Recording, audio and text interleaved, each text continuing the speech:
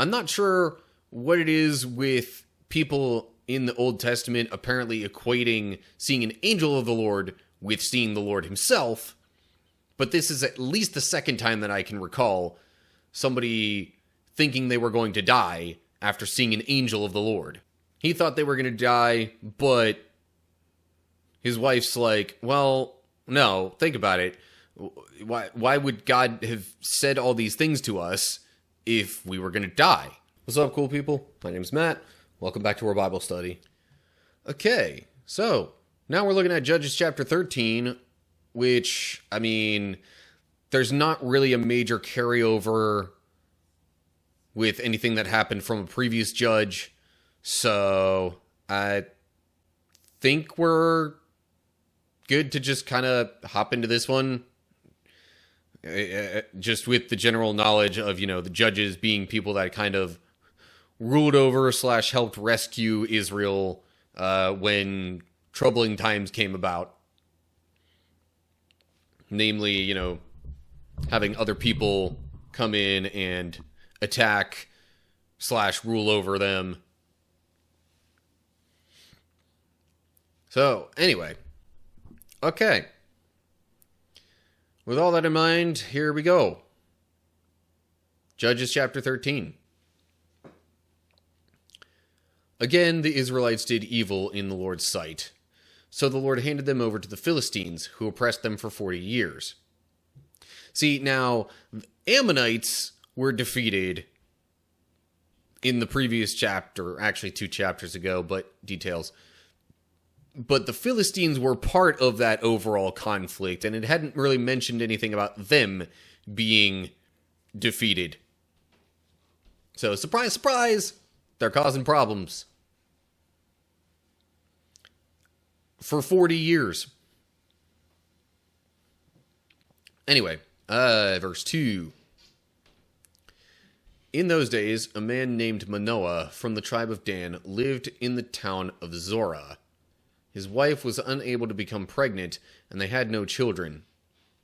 The angel of the Lord appeared to Manoah's wife and said, "Even though you have been unable to have children, you will soon become pregnant and give birth to a son. So be careful. You must not drink wine or any other alcoholic drink, nor eat any forbidden food. You will become pregnant and give birth to a son, and his hair must never be cut, for he will be dedicated to God as a Nazirite from birth. He will begin to rescue Israel from the Philistines."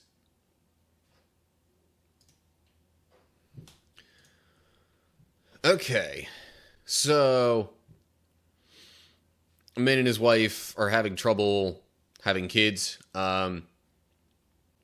but an angel promises they will have a child, a son, but he's supposed to be dedicated to the Lord as a Nazirite, which was a specific vow of extra restrictions, but as a means of extra dedication to following the Lord, obeying his commands, and just pretty much giving your life more so focused on serving God. And so in order to be prepared and not have anything related to the birth time frame or process affect that's why the mother is supposed to not have any alcohol or eat any forbidden food, which it mentions. Well, there's a footnote at forbidden food. Okay, it's not bringing up the footnote directly when I click on it right now, so I'm going to have to look down here. Hebrew just says any unclean thing. But obviously if you're eating something that's unclean, it would generally be, food that was deemed unclean. Because why would you eat something that's not food like that? But anyway, I digress. So, not much else to say on that. On to verse 6. The woman ran and told her husband, "A man of God appeared to me. He looked like one of God's angels, terrifying to see. I didn't ask where he was from, and he didn't tell me his name. But he told me, 'You will become pregnant and give birth to a son. You must not drink wine or any other alcoholic drink, nor eat any forbidden food. For your son will be dedicated to God as a Nazirite from the moment of his birth until the day of his death.' Then Manoah prayed to the Lord, saying, 'Lord, please let the man of God come back to us again and give us more instructions about this son who is to be born.'" More instructions. So I guess Manoah is not wanting to, risk messing up the whole the son being a Nazirite idea, and or just wanting confirmation in another way that, yeah, that's what the plan is from God. So then verse 9. God answered Manoah's prayer, and the angel of God appeared once again to his wife as she was sitting in the field. But her husband Manoah was not with her. So she quickly ran and told her husband, "The man who appeared to me the other day is here again." Manoah ran back with his wife and asked, "Are you the man who spoke to my wife the other day?" "Yes," he replied, "I am." So Manoah asked him, "When your words come true, what kind of rules should govern the boy's life and work?" So, yeah, kind of just wanting to get more information, not wanting to, mess up God's plan of their son being a Nazirite. And if they didn't have those commands readily available to them, for whatever reason, it would have been easier to just hear it straight from this angel of the Lord.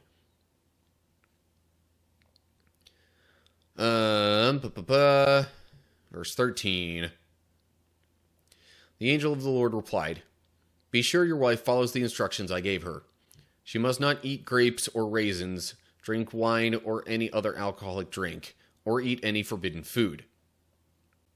Then Manoah said to the angel of the Lord, "Please stay here until we can prepare a young goat for you to eat."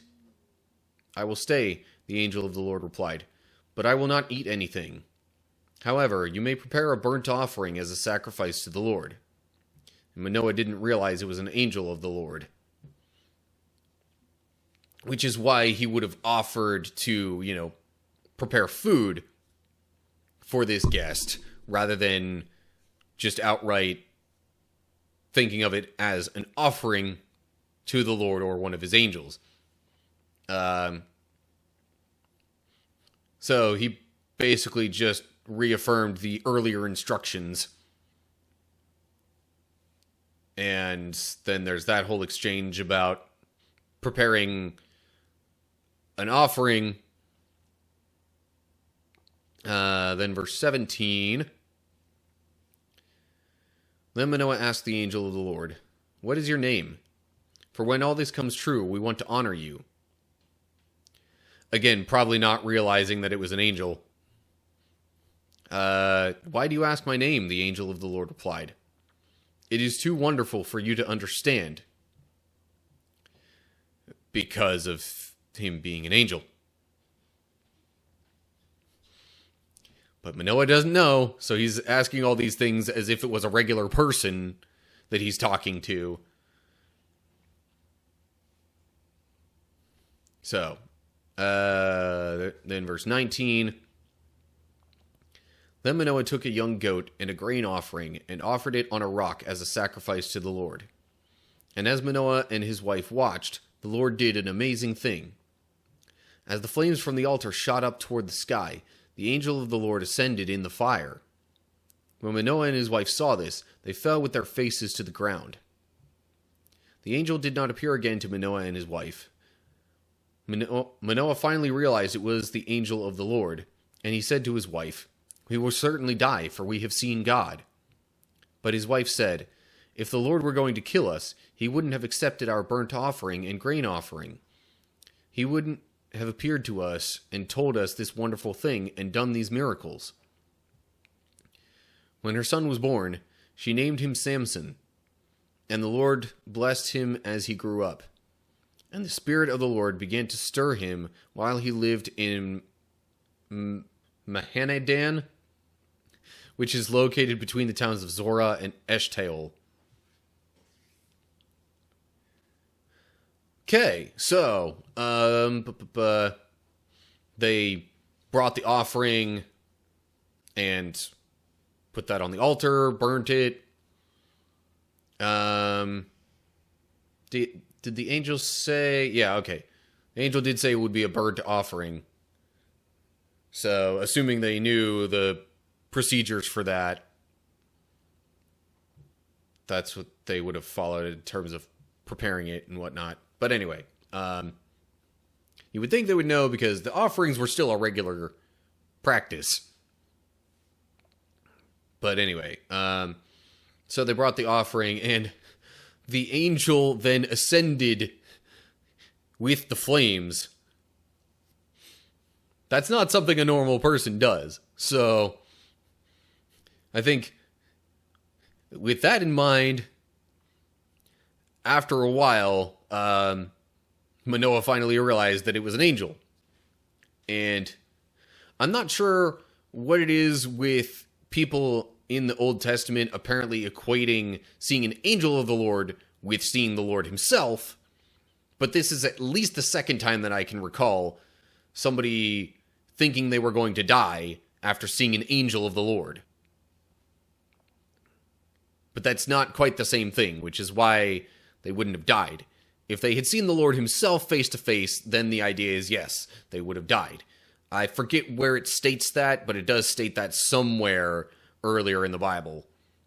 That seeing God directly... Well, okay, there was the exchange with Moses at Mount Sinai, where God tells him, if you see my face, you're going to die, which is why he puts him in a certain crevice or whatever in the rock, covers it up until he passes by, and then allows Moses to just see his back.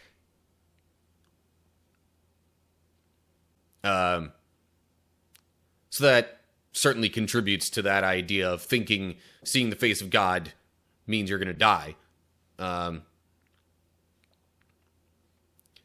In any case, he thought they were going to die, but his wife's like, well, no, think about it.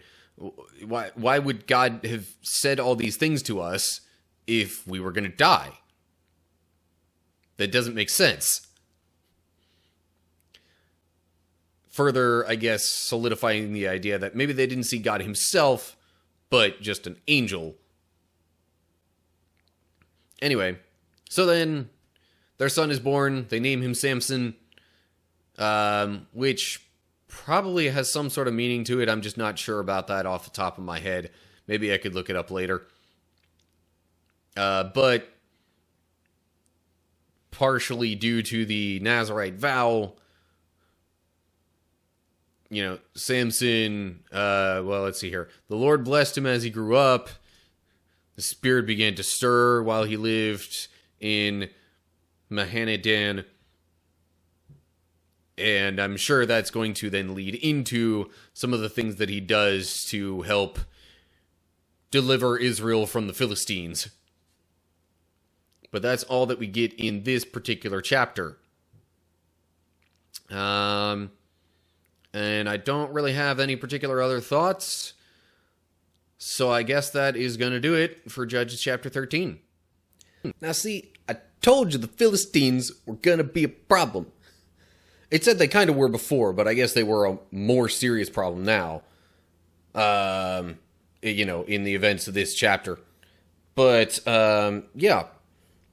So basically, that was just the story of the birth of Samson, who, I don't know if this is really a spoiler considering the book that we're reading, but, yeah, Samson becomes judge, or at least rescues Israel from significant trouble, namely the Philistines. But we'll have to wait and see how that happens in the upcoming chapters. But anyway, as always, like and share if you enjoyed the video. Subscribe to the channel and click the bell if you're on YouTube to get updates when I post new videos. Feel free to give me a like if you're seeing this over on Rumble.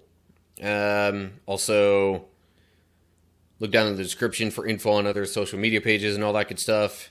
And leave comments down below there with any thoughts you have. Could be related to Bible stuff, video suggestions, any ideas you have for me. Let me know down below. So that'll do it for now. Hope you're all doing well. Hopefully I'll see you soon for another video.